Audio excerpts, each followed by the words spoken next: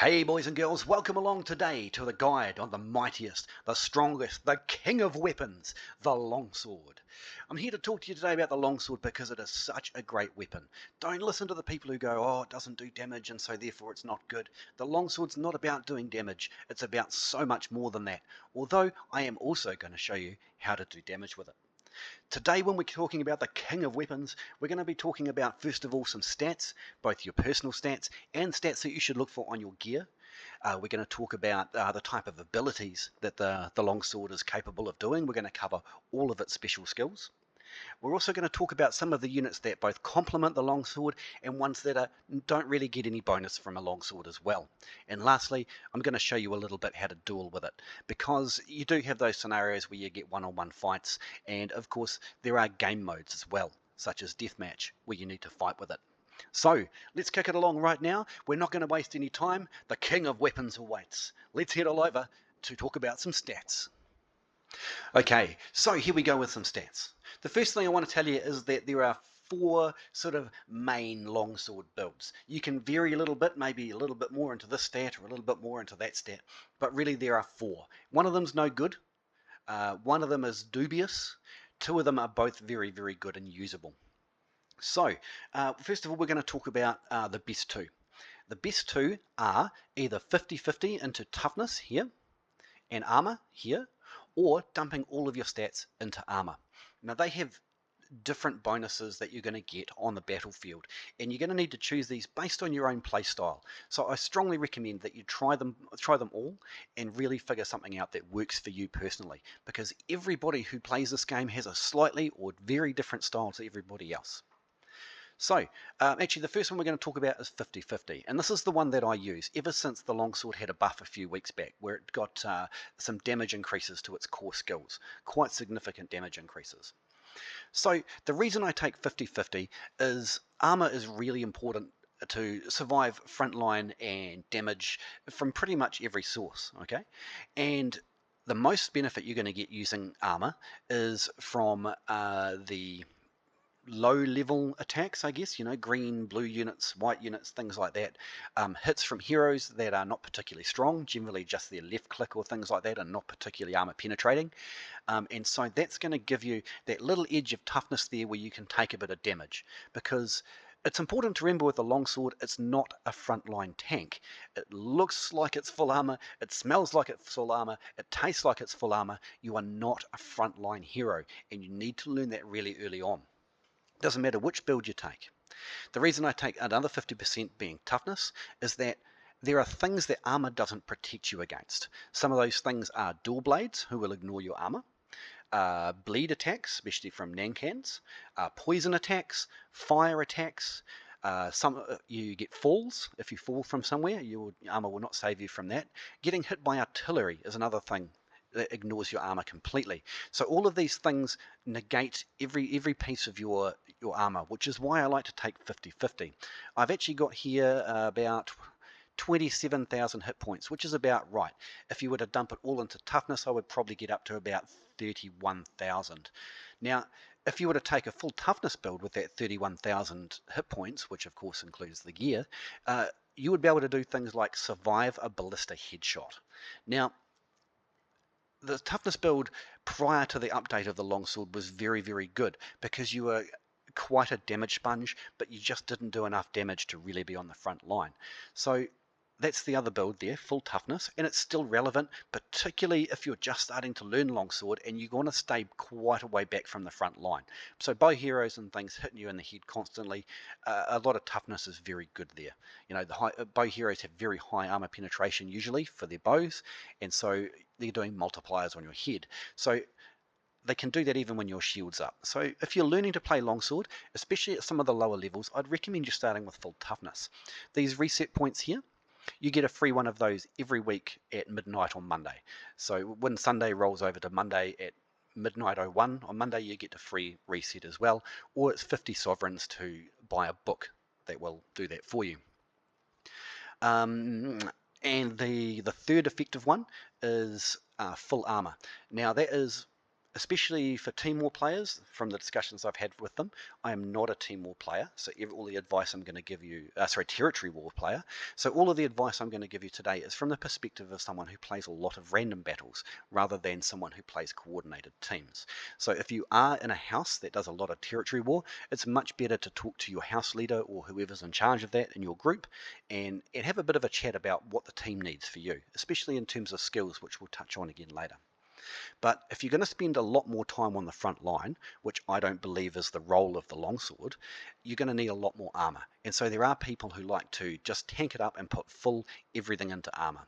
But of course, the same things that I told you about with toughness that are benefits are negatives if you go to full toughness. You don't have any more hit points than any other player if you don't take any toughness, but you of course do have a lot more armor and are a lot harder to hurt. Now, the fourth build is commonly called the spank tank, and it's bad. Okay, it might be a little bit fun, but if you're going to put all of your stuff into strength or strength and agility, you're going to move away from the core functions of the longsword. And the core function of the longsword is the second or third line hero that supports your team and supports your units. Your heal is the number one draw card for the longsword. It's the only ability of its kind in the game, and it really should be maximized or at least improved where possible. So, with that said, we're going to move along and we're going to start talking about some of the abilities. Let's go over there now. Just before we do head on over to the abilities, I just want to cover some of the stats on the gear.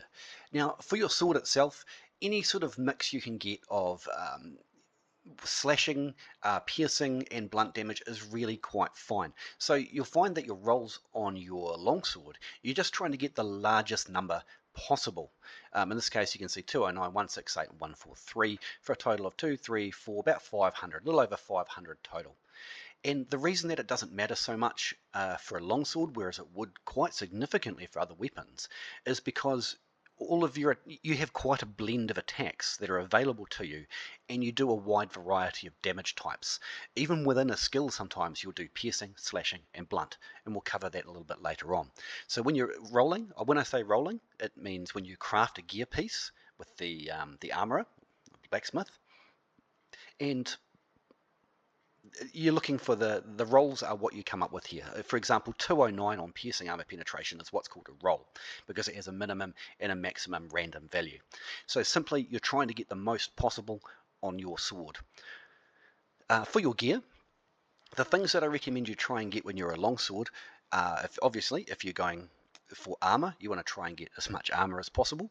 And if you're going for full toughness, you want to try and get as much health as possible. But the number one stat that you want to roll or find on gear is what you see there called leadership at the bottom of the top green set. The leadership has a maximum value of 25, and across all four pieces you'll see that it gives you a maximum of plus 100 leadership, and that's 100 leadership extra that you can take into battle of troops.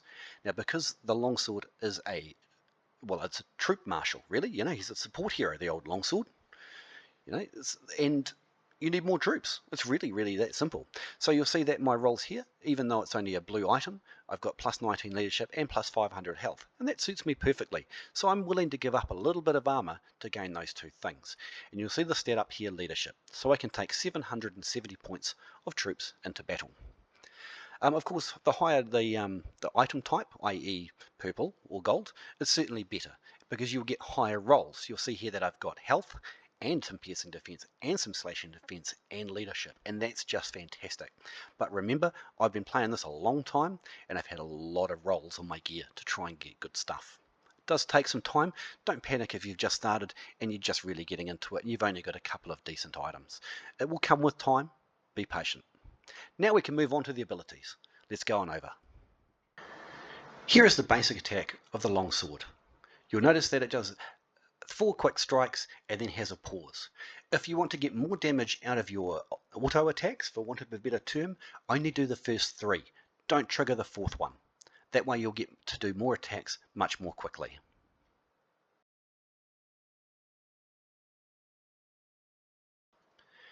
One of the most amazing abilities that the Longsword has is this giant shield. They're the best unit in the game at blocking. We're the best hero in the game at blocking.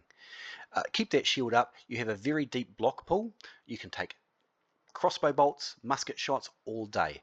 The only things that will really start to knock it down quickly are high impact attacks like heroes and cavalry and things like that, or of course if you're becoming overwhelmed by many units. The other thing you can do here, when you've got your block up, you can attack while you're blocking. See here? Hold your block and start clicking with your left click, and this will do a repeated overhand stab, in which case you cannot be injured. Well, you can be injured. Here's the thing about a block. If someone is shooting at you or striking at you, they can hit the tippy top of your head and they can hit your legs. If you're not a longsword player, and especially if you're a bow or musket player, you should be aiming for the very top of the longsword's head or down at their feet. This will still do damage to them. Mercy of Heaven is the core skill for the longsword. Absolutely everybody who plays longsword should be using this skill, and there is no excuse for not using it. It is absolutely mandatory for every build. The effect of it is it immediately restores 10% of your maximum health, and then it will give you another 2% of your health every second for 10 seconds. Now, if you count that correctly, your health is restored 10% immediately, and 10% for 10 seconds is another 20%. That is 1/3 nearly of your health, 30%. Now, as you can imagine, with a toughness build, if you have 31,000 or 30,000 hit points, for example, you'll be getting 10,000 hit points back every 20 seconds when you use this skill. Now that is incredible. Now that is exactly what makes using toughness in your build worthwhile. So do consider that. I don't consider the full armor build to be the best for this very reason.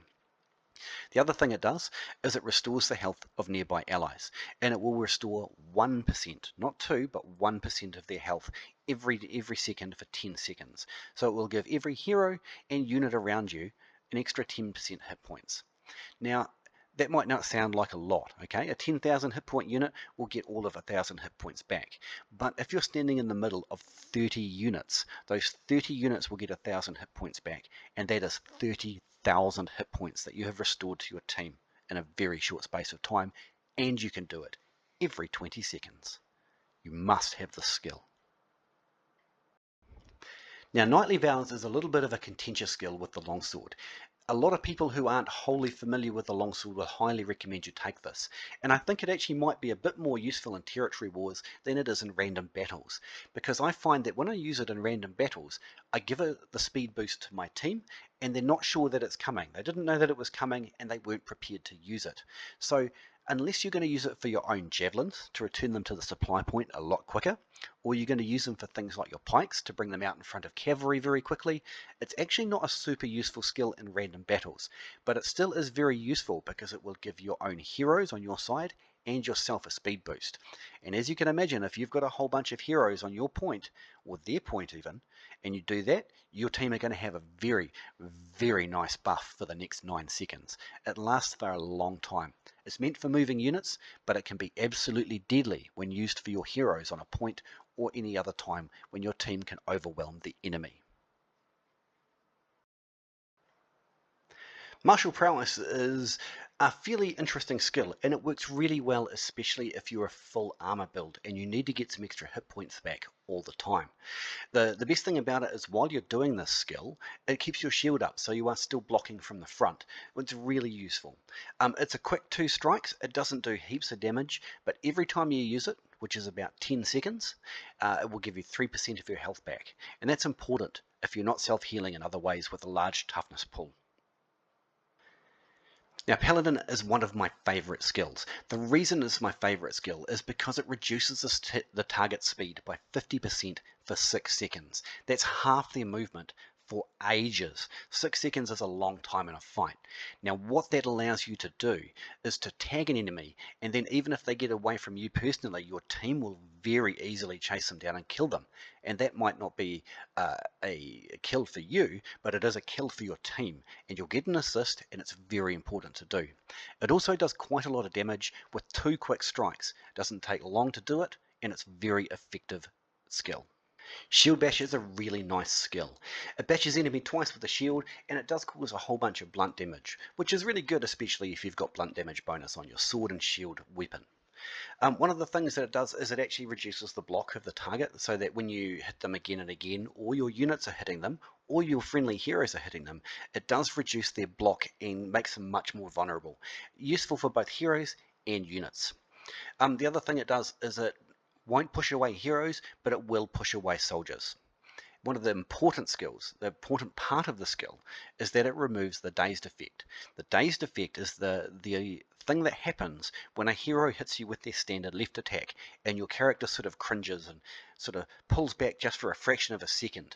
And if the enemy continually do the left attack, you can't attack them. I'm sure you're familiar with this effect. Now, if you use the shield bash effect skill, it will completely undo that, and you'll attack them whether or not they are still attacking you. And of course, because you reduce their block and stun, it will push them back and cause damage to them, and they can't continue attacking you. So very useful skill. With Valor is another core skill of the Longsword. It doesn't matter what build you've got, this one is probably going to be in it. Not definitely, but almost certainly. It does 3 strikes, 1-2, slashing damage straight up, and then it finishes with a kick that will knock down enemies. Now, that kick, you can also move the camera, and instead of attacking all of the attacks in the same direction, it will attack the next attack in the direction that your camera is facing. So the first slash you can do to the left, second slash you can do to the right, you can turn all the way around and do the third slash to the rear, and then you can turn all the way 180 degrees again and do the kick back to the front that you were originally facing. This is a very good skill that does high damage and will knock down heroes and units. The first of the 2 ultimates we're going to talk about is the Sally 4th ultimate. Now this does an absolute buttload of damage, which is really, really wonderful, but it doesn't really have the same utility and amazingness that the other ult has, which we'll talk about in a minute. One thing this does have going for it is it does remove your daze effect, just like the shield bash. So if you're getting slapped around by an enemy hero with their auto attacks or anything like that, it will break that daze effect and launch you into the attack. One of the biggest problems with this ult is it's very easy to interrupt. So you'll find that quite often you'll be knocked out of the attack stance before you do your final of the 3 hits, which does the most damage. It can do 6, 7 or even 8,000 damage depending on what you're hitting and depending on what your stats are. However, I simply cannot recommend this ult for this particular hero simply because the other ultimate is so much better. Let's have a look at it. Clash of Shields is one of the best ultimates in the entire game. I would argue for this being one of the best, if not the best, in the entire game. The utility of this ultimate is absolutely insane. It can knock over entire units, entire shield walls. It can knock down advancing Imperial pikes. Charging cavalry, it can stop charging cavalry, all kinds of cavalry, whether it be Lao's Rangers, whether it be Armiger Lancers, whether it be Monastic Knights, Keshegs, it'll stop them all dead in their charge. The only one you have to be a little bit careful of that is the Hussars. Hussars have a very long lance, and before you stun them, they can do damage to you. But if you come in slightly from the side rather than dead straight on, you'll stun them as well. One of the neat things about it is that if you're getting overwhelmed, you can turn around, flip 180 degrees, and use it as an escape, because of course you knock everything out of your way, and you are a little bit faster than running. You can also use it to knock a hero off a horse. When you use this skill, and then you hit them with the Paladin skill earlier to give them minus 50% movement, you will hit them off their horse, knock them down, and then you will give them minus 50% movement. And of course this makes them an easy victim for your team, or even for you, because they'll be on the ground for a long time with that slowed by 75% for 3 seconds. This is absolutely an amazing ultimate. Knocks down shield walls, heroes, absolutely everything. It is just fantastic. You can also use it to save your units. If you have an archer or a gunner unit, for example, who are being charged by Conqueror or Palace Guard, anything like that, a shock troop, even the Lancenecks, the Landsharks, you can interrupt those charges and give your unit time to get away. It can also be used to knock other heroes off of your friendly heroes.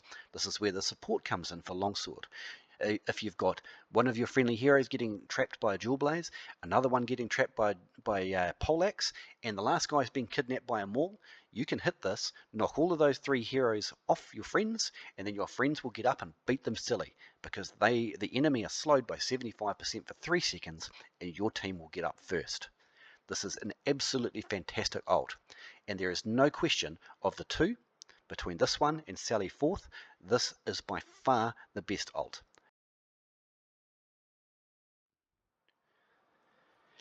So the second to last thing I want to talk to you about is what sort of units complement a longsword and what sort of units don't really get that much benefit from a longsword.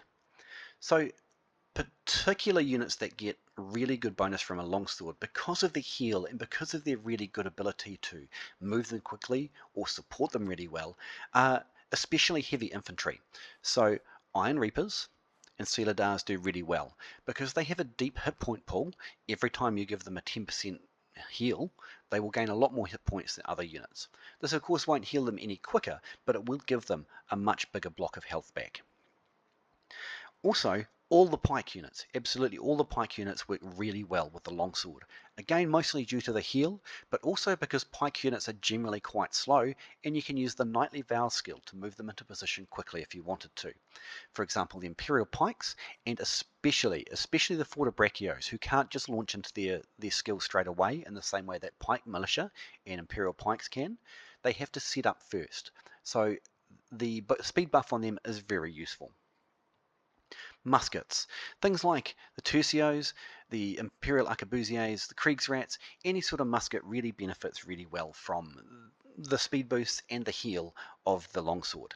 This is because they need to pull in and out of combat, they need to sort of stay a little bit back from the enemy and try and avoid them, but also because they're quite tanky compared to archers, and you get a chance to heal them up, which is what the longsword is really good at. Of course, one of the biggest things that is of benefit is anything with a large shield, whether that be Pavese crossbows, Imperial spearmen, or any kind of shield at all. They will get a great benefit from the healing provided by the longsword, especially when they're in formations where they're constantly taking ranged fire, because they will virtually never die, especially units like the Imperials or the Black Dragons, because they have their own heal as well. So not only is the longsword repeatedly healing every 20 seconds, every sort of 50 seconds to a minute, the unit will also get their own heal, which is really good. I will have a special mention to things like Sapophonorii, which are the flamethrower guys, and things like javelins particularly as well. Because there is a speed buff available to the longsword, they can make these units get back and rearm at the supply point, more ammunition very quickly, and also because you can jump out and do sneaky little ambushes. With javelins you can torpedo a hero who wasn't paying any attention, and with the Sapophonorii you can just jump out in front of large units, large bunches of units, and just absolutely flame the doom out of them. So they're kind of okay, they're kind of complementary. They will not gain a lot of benefit from the heal.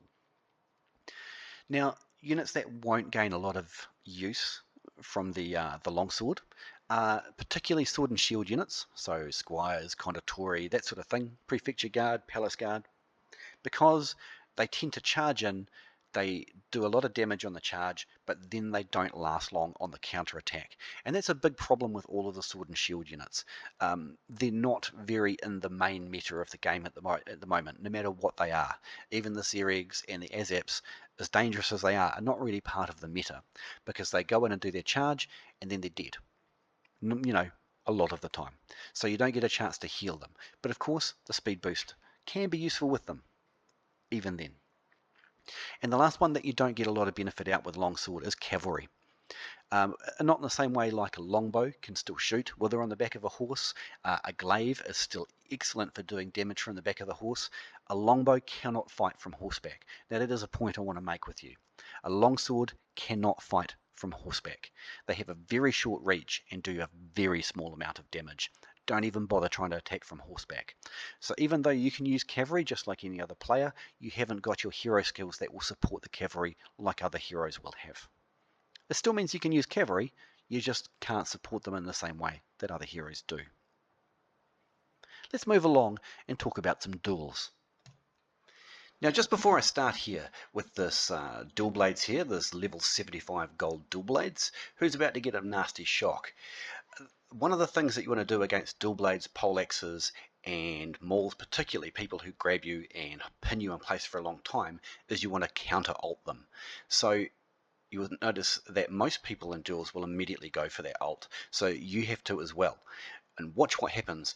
And I just wanted to get this little bit of conversation in first before I start talking about the other things in the duel. So watch how this plays out.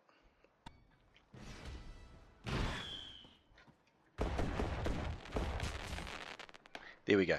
You both fall down, but he doesn't grab you and start chopping pieces off you all over the place. Now notice how I keep the shield up. When you're playing with a longsword in a duel, you need to give yourself medium range space. You don't want to let them get too far away where if they start healing, they have a lot of time to start patching themselves up and putting band-aids and stuff on the giant wounds that these longswords cause. But you also want to be just far enough away that you have space to do your healing. And the idea is that you want to wear them down over time. Particularly against small and light heroes, the Q skill I've got here, the minus 50% movement one, it will give you a huge advantage against these sort of players, because you just got to tag them with it, and then you can sort of beat them up at your leisure. So you notice here that I just keep my shield up against those real nasty dual blade attacks. And did you see there, go rewind that back and have a look, I hit him only once, and then I launched into the other skill, because I've got his minus 50% movement and I want the more damaging skill in play. You notice here, if you keep your shield up, most of the time heroes like the dual blades simply can't hurt you. There we go, I tagged him again with minus 50% movement, and now he's kind of at my mercy. He does manage to get away a bit, but ultimately he's not going to live. Now you might think this is very surprising, a longsword beating a dual blades in a duel. It's not. In fact, I don't really lose many duels at all to any sort of class, but it's mostly because I use these particular skills. There we go, tagged him again. Whoops, he got us with his ult. Notice how the dual blade ult ignores your armor, so that's why it's good to have some toughness for things like this. So watch how I just give myself enough space. I just let him run away. I know his ult's on cooldown. I know he can't band-aid because my ult is up. Hit him once, minus 50% movement. Oops, must have been some lag or something there, so I didn't get to follow up. But he can't get away because he's minus 50% movement. And that's what you should do too.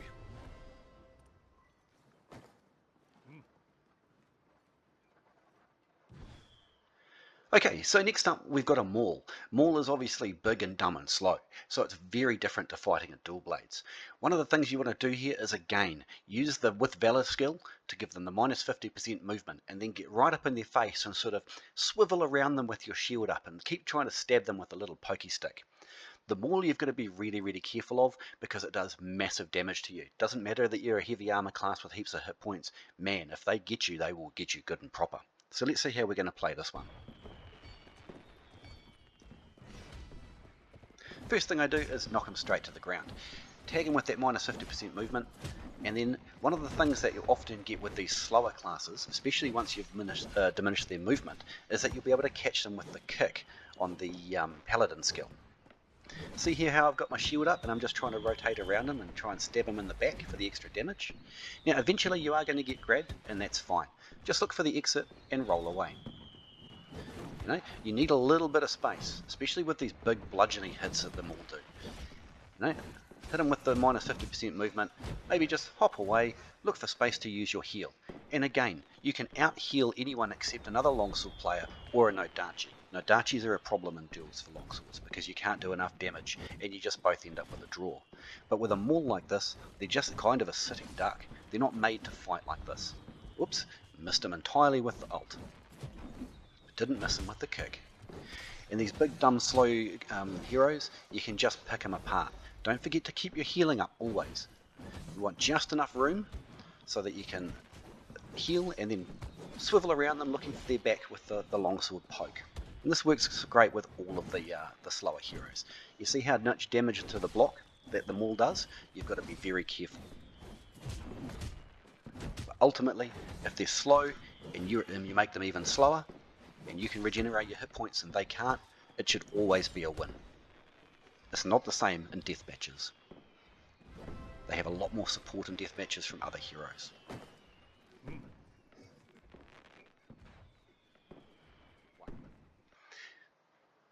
Now this duel, we've got a Glaive. Now, Glaives are pretty notorious for having a pretty brutal ultimate that'll slap you into the ground. So you've got to be a little careful of that. Glaives still suffer from the ordinary problems of being a bigger, slower class, and they don't have a shield. So we're going to use the same tactic here of hitting them with with Valor to slow their movement, getting right up in their face and doing the stabby in the back. And because they're a slower class, we're also going to try and land the kick with the Paladin skill. Glaives can be very vulnerable, and you don't have to be as scared of them as something like a Maul, so don't be afraid to get up and take a few hits, roll back, do your heal, roll back in. Let's see how this one goes.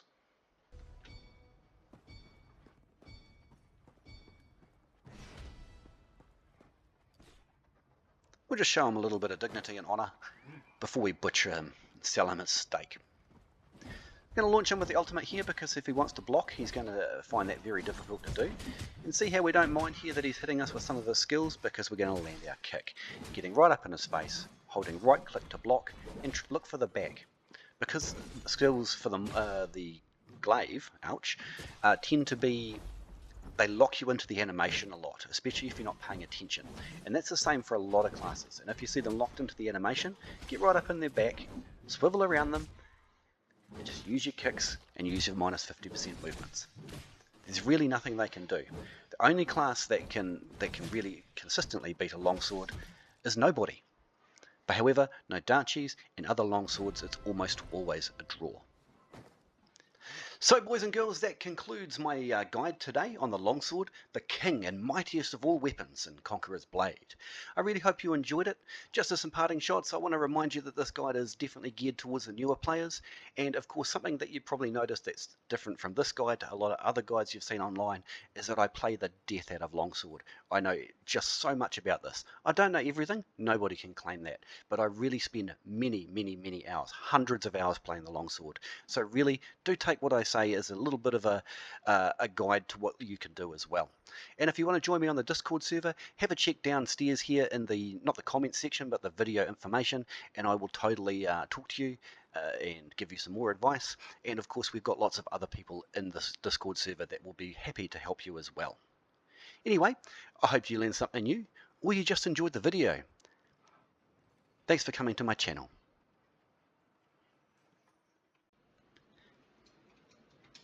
Hey guys, Knight here. Thanks for watching my videos. I make these in my spare time for a bit of fun, so hopefully you learned something or you just enjoyed watching. It would really help me out if you would subscribe and like my videos. See you on the battlefield.